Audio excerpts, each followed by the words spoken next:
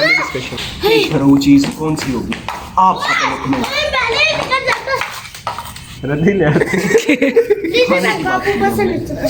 आपकी बात नहीं, खाने की बात।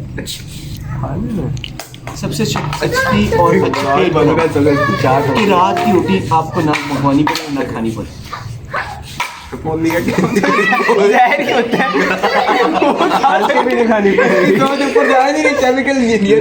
रात के वक्त हम कोई ऐसी चीज़ खा सकें कि हम रात खाने खा के गुजारा ना करें, दोबारा नहीं खाना गुजारा ना करें, सुबह जिंदा रहें। इस्लामी भाई जल्दी बात करें। इस्लामी भाई डोजी का पिज्ज़ा नहीं मंगवाने लगे? कैफे डोजी का पिज़्ज़ा उसमें बरकत नहीं है। अच्छा तो वो जो कल पास उसका बजट नहीं है। हमने जिस तरह मंगवाया, हमने जिस तरह खाया, तो हमें आइडिया हो गया कि वो जब तक 3 नहीं आएंगे बहुत बड़े तो वो है कितने का था? मुझे तो ये हाय वाकई बारिश में जा नहीं। ओके फ्राइड चिकन तो घर में अच्छा बनता है, बाहर से बहुत सूखा। आपकी तरफ से कि हम आप अपने कमेंट देंगे इस्लामी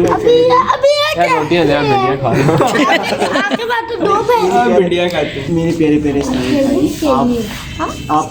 आपका तबलीग की तरफ रुझान नहीं है, मैं नोटिस कर रहा हूँ। मेहनत की ज़रूरत है। जो 40वां जो सैर रोज़ा उसके लिए बहुत मेहनत की ज़रूरत है आपको। तो आप बता दो। हम आपको देखिए मीर साहब तो आपसे अर्ज कर रहे हैं कि कोई 1500 में गेम अपने मसाइल अलग हैं, अपने मसाइल और अलग हैं। नहीं आपकी नहीं है, दुआ पी है, 1500 में दुआ पी है, दुआ पी है। वो दुआ पी से पूछो। पेट भर के खाना भी खाया और इसको बांट भी सकें बाहर गरीबों में दान। देखिए ये 1500 बहुत कीमती होते हैं, हमें इसको अच्छे तरीके। और यहाँ पर जी धड़ाधड़ मैं कपड़े इस्त्री कर रही हूँ ताकि मैं पैकिंग कर सकूँ। ये चीज़ की ट्राउज़र है जो इस्त्री हो रही है, ये मैंने कर लिए हैं काफ़ी सारे इस्त्री। अभी बाज़ार से होकर आई हूँ, चीज़ें लेने गई थी, मिला कुछ नहीं, कल फिर जाना पड़ेगा और फिर जी हमारी रवानगी हो जाएगी लाहौर में।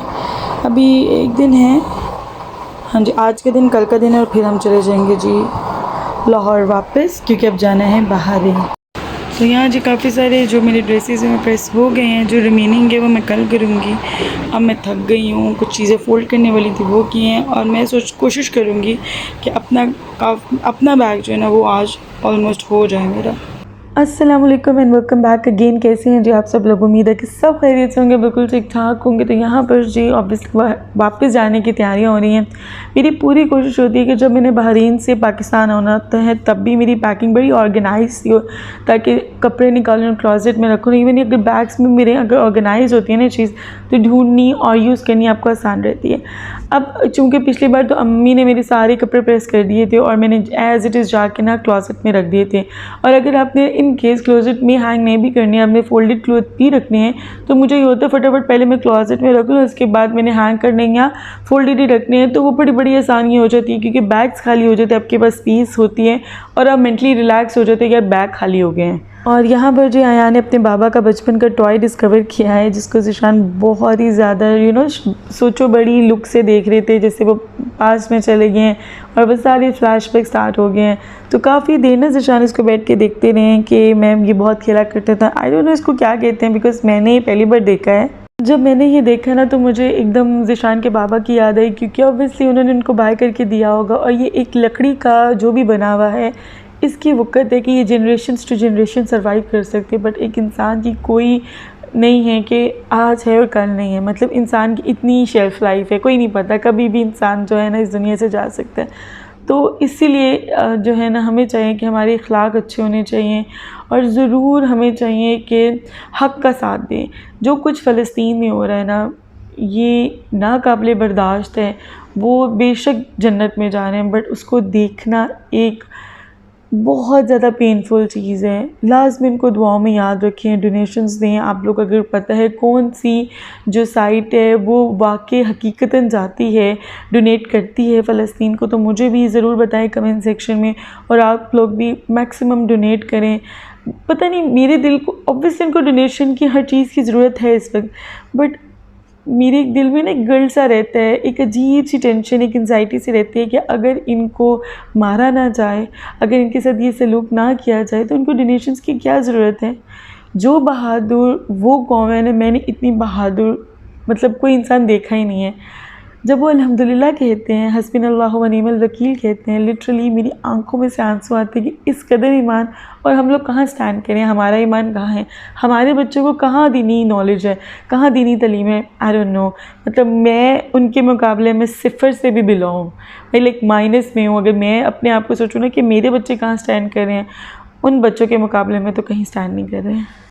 मेरे में ना हमेशा से एक प्रॉब्लम रही है कि मैं अपनी बात को प्रॉपर तरीके से एक्सप्रेस नहीं कर पाती हूँ। हर बंदे में अपनी अपनी कमियाँ होती हैं, मेरे में ये कमी है कि बाज़ वक़्त कुछ सिचुएशंस को तो मैं बिल्कुल भी वर्ड्स प्रॉपरली दे ही नहीं पाती हूँ।